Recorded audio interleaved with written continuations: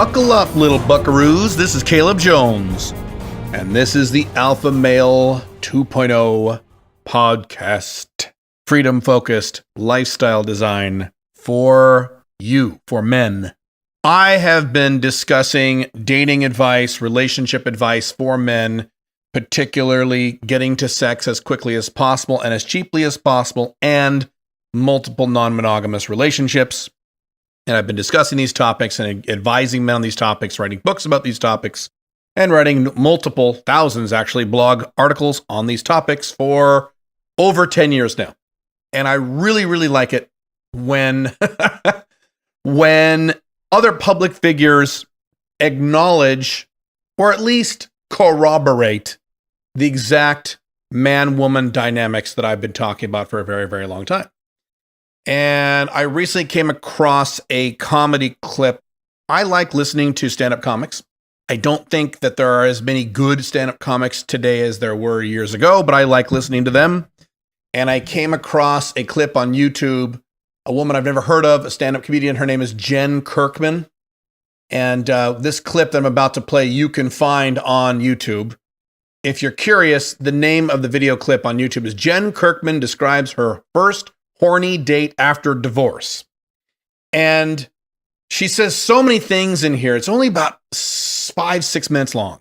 But she says so many things that demonstrate exactly what I've talked about for many, many, many years. How women are after a breakup, how women are after a divorce, how ASD works within women, when women are attracted to younger men versus when older men are attracted to younger women, and society's view on those things, and on and on and on. I'm going to go through her comments, and this will be a lot of fun. So this is Jen Kirkman. This is the beginning of it. So I will tell you a story about the first date I went on after my divorce. And I say divorce, I mean separation. I mean the day that you and your partner shut the door and one of you is in the apartment and the other is on the other side looking for somewhere to live. That day that it's over is not actually divorce, but that's the day it's over, right? So what she's referring to is something that I have discussed before, and that is when you are separated and going through a divorce versus when you are divorced. Those are two different phases. So a few things. Number one, a lot of people will say they're divorced or getting divorced when in fact they're just separated and they're not actually divorced. Matter of fact, many men will pull this. They will tell women, yeah, I'm getting a divorce or I'm divorced, when in fact they are still living with their wife. And still legally married. Hello. And so, of course, women get very pissed off when men find out about this. And the men are like, whoa, what's the big deal? So what? We're not married. We just live together. Yeah, like you're not hitting that. Give me a break, dude. Come on. So this also gets into the topic of sleeping with women who are married. So when you have sex with married women, there's two different types of married women, and they're very different. And that's the point she's kind of pointing out here, is that there are women who are legally married, but are separated from their husbands. They do not live with their husbands. They do not have sex with their husbands. They're not with their husbands, and they are going through the divorce process, or they just begun the divorce process. Therefore, even though they are legally married, they are essentially single. And many times divorces will take a year, 2 years, sometimes even 3 years. My divorce took 2 years, and that's not unusual. So I myself have been in my past, I have not done this lately in the last several years, but I have been with a few married women. Some of these women were indeed married and cheating on their husbands, but some of these women were just going through a divorce and they were technically married, but they weren't really married. That's what she's pointing out here. All right, moving on. I went on a date 2 days after that day. Now, so what she's saying is once the divorce or once the separation began, she went on a date literally 2 days after. I relate to this. So in a second, she's going to talk about how horny she was. We'll talk about divorced horny women, but let's talk about one example first, what I went through. So when I got divorced a billion years ago, I moved out into an apartment, and I've talked about how I've done that before. But anyway, I was in an apartment, and I was horny as hell. It had been 6 months since I had had sex, which is the longest I had ever gone, and to this day have ever gone without sex since I lost my virginity. I was freaking the fuck out. I couldn't stand it. And so finally, we had my wife at the time and I had a lunch at a cheap little restaurant discussing the future. And basically she said, I think I want a divorce. Let's fuck this. Let's just get a divorce. And I'm like, oh, thank God. I remember thinking, thank God, let's get divorced. Okay, good. Now I said to her, And I was very clear with her. I said, now you understand what I'm going to go do. You know me. So this divorce may take a year. It may take a year and a half. It may take 3 years. God knows how long it'll take. I am not waiting that long to go take care of business. And she knew what I meant by taking care of business. I was a less alpha then, so I didn't say go have sex. But she knew that's what I was talking about. So I said, I was very clear. And I said, look, I'm not going to wait while judges and attorneys and you and I fart around with paperwork for me to go get laid. I'm going to go get this done very, very, very soon. And once I do that, wife, I won't be able to undo it. Because up until that point, I had not slept with any other women. I had never cheated during my entire 9-year marriage. I wanted to very badly, but I didn't. I do what I promise. And even as we were separated for that brief period of time, I didn't have sex with any other women because I wasn't 100% sure how things would play out. But anyway, I told her this. And she said, sure, I don't care, whatever, do whatever you want. I remember exactly what she said, but it was like, whatever. She just kind of blew it off. I said, okay. So that was a Wednesday. Friday night, I was having sex with someone else.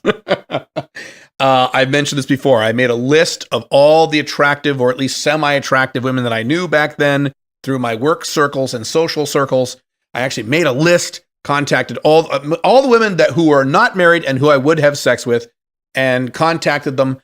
And the very first one, the top name on that list, actually agreed to come over to my apartment, and we were having sex by Friday night. And so later, my wife, of course, found out, and she was all furious and pissed off. And I said, hey, I warned you. But again, I was trying to use logic on a woman, and that doesn't work. But what she's talking about here is a lot of people don't wait. I certainly didn't, and I was a beta. And women don't either, as she will continue to describe. And I felt judged by my married friends, but they didn't understand how horny I was. Because I don't think people understand when you get divorced, you probably haven't been having sex. It's not like, oh my God, we're fucking all the time in this thing of not liking each other. In this home we've built where we despise each other, we fuck all the time. That's not happening. But it feels weird because someone's in your bed and you should be with them, but you're not. So your body is very confused. It's not the same as single horniness. Single horniness is quaint, that you even would complain about being horny when you're single. You're like, oh, I'm kind of horny. Should I call an old friend or maybe get a pizza or just fall asleep? Now, what she is describing is female horniness. I mean, be honest with me. Have you ever had a thing where you're horny and you thought, should I go have sex or should I just go eat and lay on the couch? You've never thought that, but she has, because that's how women work. When women are horny, especially like she said, when they're single, they'll take other options besides having sex, generally speaking. And yes, there are exceptions to all these rules. So that's the first thing she's talking about. Notice that the way she's describing horniness is probably a bit different than the way you feel horny when you're a guy. She is now going to describe how horny she is. And what's interesting is, as she describes this, listen to her talk about how horny her body is. She will basically be describing how we men are horny all the fucking time, every day. But what she's talking about is when you're going through a divorce as a woman, you are horny, you as a woman are horny like crazy. In other words, you are horny like a man is horny. And that is correct. And I have talked to a lot of pickup artists, player type guys who've experienced similar to what I have experienced, where when a woman is going through a divorce and she's just moved out, or even not even a full-on divorce, if she's breaking up from a long-term boyfriend to whom she was faithful with, these women are horny as hell. If you ever go on a first date with a woman who is now going through a divorce, your odds of getting laid very quickly go way up because these women are horny as fuck. In other words, they are just as horny as men. So Jen is right about this. It's just interesting how she describes this horniness as this crazy horny feeling, which is normal to us men. Divorce horniness needs to be taken care of right away because your body starts going into heat like an animal. So the minute that door shuts, you're not in control anymore, and your body's just like, ah! like my body was just like, I was just following it. It was trying to sit on fire hydrants and stuff. I was like, body, stop it. It was like, help! Like it was going nuts, you know? It's like if you have to get in the house really fast and you have to pee and your body thinks you're home and you're like, don't wet your pants, body. You know, it's that. So I was like, oh my God, I didn't know the horniness of a divorced person. Right. So again, this is really funny, but it's not funny for the reason she thinks it's funny. It's funny because she's describing this crazy horniness that you and I as men feel, if not every day, all the fucking time. But she's not accustomed to this level of horniness because she's a girl. And girls feel horny differently than men. I've written articles about this. And the bottom line summary statement in terms of horniness, in terms of men horniness and woman horniness is men are horny, women are horny when they're horny. So when women are horny, they're really, really horny. And in many cases, hornier than guys, in many cases. But they're not horny all the time. Sometimes they're horny, and sometimes they have no interest whatsoever. Depends on the day, depends the time of the month, depends on the time of her life, depends on her age, depends on what she's going through at that time in her life, depends on what happened to her at work that day, it depends on the weather, depends on what she had to drink last night, what she had to eat this morning, all kinds of factors, none of which apply to you and I as men. We're horny all the fucking time. It doesn't matter what happened that day. It doesn't matter how old we are. It doesn't matter if we're sick. It doesn't matter if we had a bad day or a good day. We're horny all the time. That is a key difference between men and women. It's not that some men seem to think that women aren't horny and women don't like sex and women just kind of put up with sex. Completely wrong.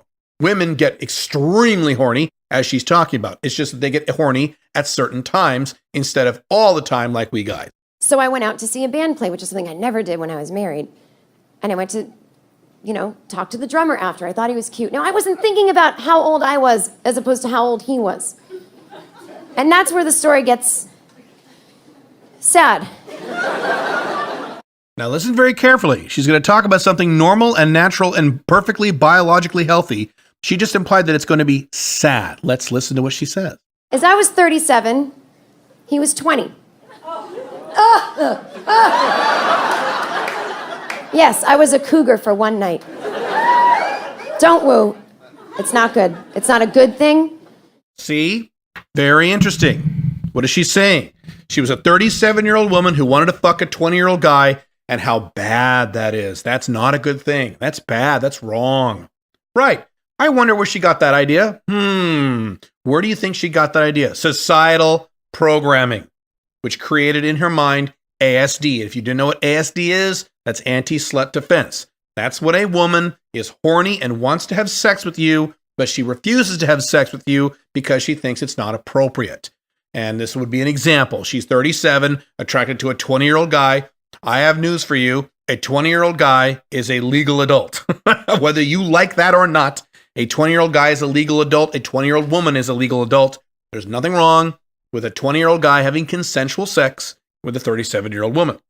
Matter of fact, it's kind of great. When I was in my early 20s, all the women were older women, and I had a great time. So it's fine. But to her, it's wrong. It's bad. It's sad, she says, because of her societal programming and because of her ASD. Now, I've talked about this. What do you think happens to women over a long period of time when they have sexual desires that they think are wrong or bad or sad? It causes dysfunction. It causes lots of internal guilt. It causes a lot of internal stress. This also happens, by the way, to men who are very religious or come out of very religious environments. Men who come out of really hardcore Christian or Catholic families. Men who come out of really hardcore Muslim families where sex is bad and sex is wrong. You're not allowed to have sex. You shouldn't have sex. But they're men. They want to have sex. So all kinds of internal dysfunction is created for these men, just like with women who have these normal, natural, healthy, biological drives and urges.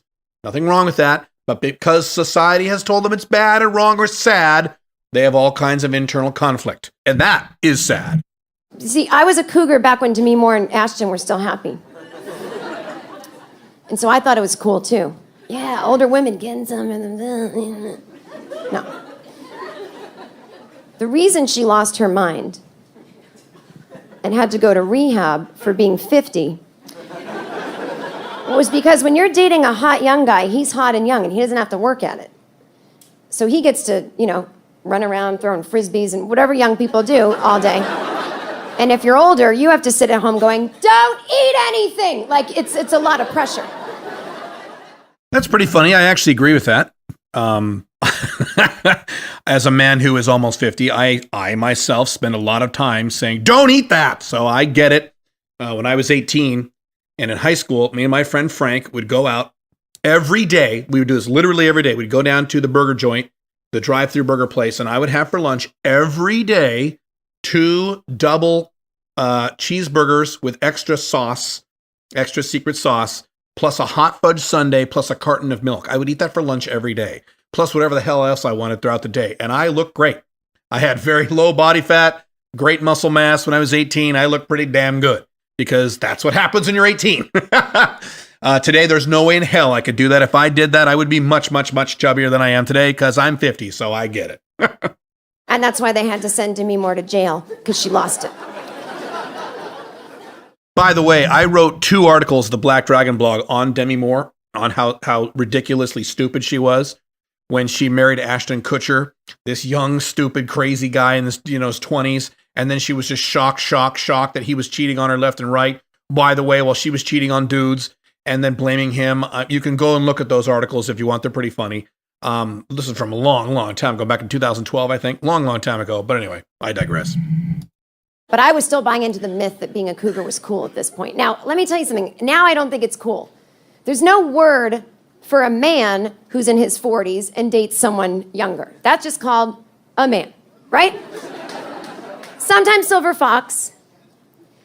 That's kind of a cool sounding thing. Cougar doesn't sound that cool. Cougar doesn't sound cool like a lion or a tiger, like rah. A cougar to me sounds like an old woman in the woods in a spotted coat. Oh, I hope someone comes by. It's sad. Again, she is talking about how a woman wanting to have sex with a younger man is sad, how it's wrong, how it's not a good thing, how it's kind of embarrassing. Why does she think this? Now, if she said, look, older women who are 37 should not get into serious relationships with men who are 20. If she said that, I completely agree with her. And the reason is I say that to men. 37-year-old men should not get into serious relationships with 20-year-old girls. That would be ridiculous and stupid on multiple levels. But she's not talking about that. She's talking about hooking up, having sex. There's nothing wrong with that. Now, the good news with her, and I'm impressed that she has this viewpoint, is she is not disparaging men who are older who have sex with younger women. She's saying that that's normal. Well, good for her. A lot of women have a huge problem. A lot of women over the age of 33 have a huge problem with that.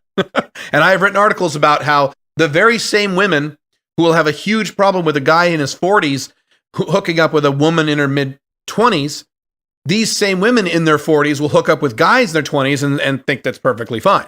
And they don't see the hypocrisy there. So good on her for that. But my point is, I want you to remember that she is talking about being a cougar in the negative, like something is wrong with that. Don't look up to me with this story, but learn from it. So I talked to this kid. Now, I don't realize he's 20. I don't realize I'm 37. I hadn't been single since I was 27, so I'm still at that age in my mind. So he asks me out for the next night. My body's like, ah! I'm like, come on, buddy, we can make it one more night. It's fine. So I say yes. I get home. My friend says to me, you know that guy was 20, right? I'm like, who cares? I'm a cougar. This is cool. So he texts me the next night. He's supposed to come get me. And he says, I can't come get you. My car broke down. And I'm like, oh my God, I'm such an old loser. Like, he doesn't want to hang out. He's blowing me off. I've never texted with a 20-year-old, except for my nephew. So I don't know what to say to these kids. And so I was like, well, maybe he'll like the same things my nephew does. And I'm like, do you need money for college books? Like, I don't know. He goes, no, I really still want to hang out. I really just can't drive. My car broke down. So I went to get him. Now, it turns out his car didn't really break down. His car ran out of gas because his bank account ran out of money. So no problem. I go get him. But here's the thing. My life is in transition. I'm moving things. I got furniture in the front seat. I can't move it. So I pick him up at the gas station like some bad mother who just lets her kid hang out. I saw the other mothers looking at me like, oh, you let your son just hang out at a gas station all night? I'm like, hey, he's not my son. I'm going to fuck him. Again, you can hear, and she's pretty funny actually, but you can hear the guilt and how guilty she felt and how weird she felt and how scared she felt about how inappropriate she's being by hooking up with this guy who was 20. And again, she's not talking about having a serious relationship with this guy, because if she was, then I would be on her side and say, you were a crazy bitch. What the hell are you doing? Don't fucking do that. She just hooked up with the guy and had some fun, which is perfectly normal, perfectly healthy, perfectly biological, by the way, and perfectly natural. Provided, of course, she took all the usual precautions. He wore a condom, etc., and so forth. And I don't know, I have no idea if she did or not, but that's my point. Is she wanted something strongly, but she felt weird about it the entire time. And I bet during the entire interaction, other than when they were actually having sex, she was probably feeling weird. That's actually the end of her comments. That's it. But I would bet money, I'd bet $10,000 that entire evening when they hung out and talked and then had sex and then wrapped it up and, she left that place or what have you, or she had to drive him back home, whatever the fuck she had to do. I am confident, I would bet 10 grand that other than the moments during which they had sex, she felt really weird and kind of guilty and kind of uncomfortable. And she didn't have to be. And that goes for you as well, you older guys. If you have a desire to have sex, if you're in your 40s, 30s, even 50s, and you have a desire to have sex with a 19-year-old or a 21-year-old, there's nothing wrong with that. That means you are healthy. That means you are normal. That means you are a human being. Congratulations, you're a human being. You don't want society or right-wing conservative traditional bullshit or societal programming or the image of your mother waving her finger in your face. You don't want these things to influence you. These are societal conditions. This is societal programming, which is, as I've discussed in The Unchained Man, mostly false. As I have said, and I've said this many, many times, and I'm sure I will say it many more times, as long as both of you are legal adults and you are consenting, you can do whatever you want with each other sexually, and it's not wrong. Particularly if a condom is used. Now, yes, you could make the argument, if you go out and bang 100 girls out of condom, you could cause some problems, you could get women pregnant, you could get some STDs, yes. But they have a really cool invention called a condom. It's really neat. They invented it quite a while ago. You put it on your dick. If you use it correctly, the odds of you getting an STD or getting a woman pregnant are astronomically small. I've discussed the specific numbers at my blogs. The numbers are astronomical. A teeny fraction of a fraction of a fraction of a fraction of 1% if you use the condom correctly. Now, if you're stupid or you're drunk, then that's different. But that's why you don't have sex while you're drunk. I've never been drunk, so I don't have that problem. I don't have sex with women who are drunk either, because I want to avoid any possible allegations the next day. So I am an adult and I take the proper precautions. As long as you take the proper precautions, there's nothing wrong with it. There's nothing immoral. There's nothing evil. And that goes for men having sex with younger women who are legal and consenting, and women, older women, having sex with younger men who are legal and consenting. And in this case, he was. The entire point of her comments and of this podcast is that you, and when I say you, I mean the royal you, society, we all, except for me, and maybe not you, you underestimate how much sexual and dating behavior in society is dictated by false societal programming that creates guilt. There's so much of that, including in societies that are not very Catholic or not very Christian, like modern day America. There was a time where this was a Christian nation. That time is long past.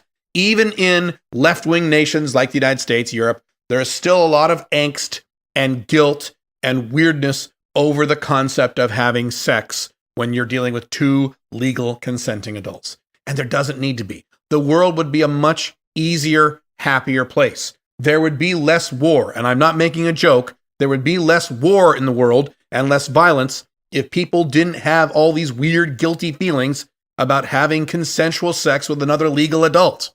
And I'm not kidding about this. Who knows all kinds of other societal ills, crime, health problems, problems between countries. Who knows all the problems that are tied into the angst that people feel around the simple, basic concept and the simple, basic biological act of having consensual sex with a legal consenting adult. It's so stupid. And what's fascinating to me is that you have this on both sides. So on one side, you have the angry right-wing traditional conservatives who think if you have too much sex, it's bad. If you have premarital sex, it's bad.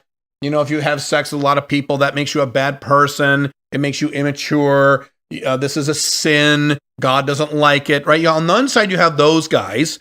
Then on the other side, you have these hard right feminist type women. Usually they're women, but some men too, who think that going to strip clubs is rape culture and watching porn is evil because you're objectifying women. And of course, you don't have sex in the first date because she's a sex object. You don't want to treat her like a sex object. How dare you do this? And how dare men even think of women as sexual creatures? That is insulting and evil and terrible and awful. So you get this both from the right and the left.